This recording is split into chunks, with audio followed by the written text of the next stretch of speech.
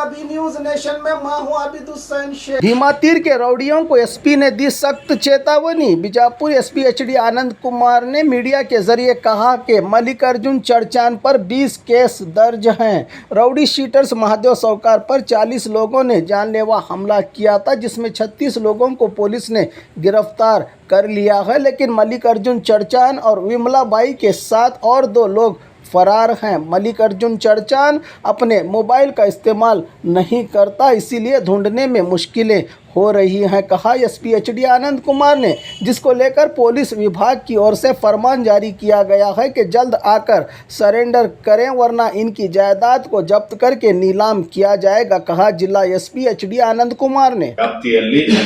ಈ ಮಹದೇವ್ ಸೌಕಾರನ ಮೇಲೆ gang attack ಮಾಡಿದಂತಹ ಒಂದು ಪ್ರಕರಣ ಏನಿದೆ, ಅದರಲ್ಲಿ ಸಿನಿಮೀಯ ರೀತಿಯಲ್ಲಿ ಅವನ ಮೇಲೆ ಅಟ್ಯಾಕ್ ಮಾಡಲಾಗಿತ್ತು. ಒಂದು ಒನ್ ವೇ ನಲ್ಲಿ ಲಾರಿಯನ್ನು ತಂದು ಅವನ ವಾಹನಕ್ಕೆ ಡಿಕ್ಕಿ ಹೊಡೆಸಿ ಎಲ್ಲಾ ಡೈರೆಕ್ಷನ್ ನಲ್ಲಿ ಅವನ ಮೇಲೆ ವಿವಿಧ ವೆಪನ್ಗಳನ್ನು ಯೂಸ್ ಮಾಡಿ, ಇನ್ಕ್ಲೂಡಿಂಗ್ ಫೈರ್ ಆರ್ಮ್ಸ್ ಏನು ಎಲ್ಲದನ್ನು ಯೂಸ್ ಮಾಡಿ ಅವನ ಮೇಲೆ ಅಟ್ಯಾಕ್ ಮಾಡಲಾಗಿತ್ತು. ಅದೃಷ್ಟವಶಾತ್ ಅವನು ಉಳಿದುಕೊಂಡಿದ್ದಾನೆ ಮತ್ತು ಅವನ ಸಹಚರ ಒಬ್ಬ ಆ ಪ್ರಕರಣದಲ್ಲಿ ಮೃತಪಟ್ಟಿದ್ದಾನೆ.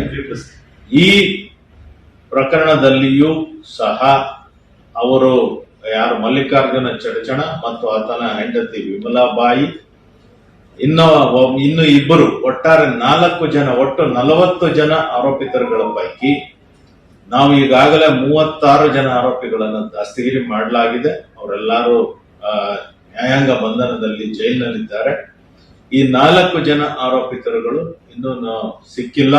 ಅದರಲ್ಲಿ ಪ್ರಮುಖವಾಗಿ ಮಲ್ಲಿಕಾರ್ಜುನ್ ಚಡ್ಚಣ ಮತ್ತು ವಿಮಲಾಬಾಯಿ, ಇವರಿಬ್ಬರೂ ಕೂಡ ನಮ್ಮ ರಾಜ್ಯದ ಪರಿಮಿತಿಯಲ್ಲಿ ಇಲ್ಲ.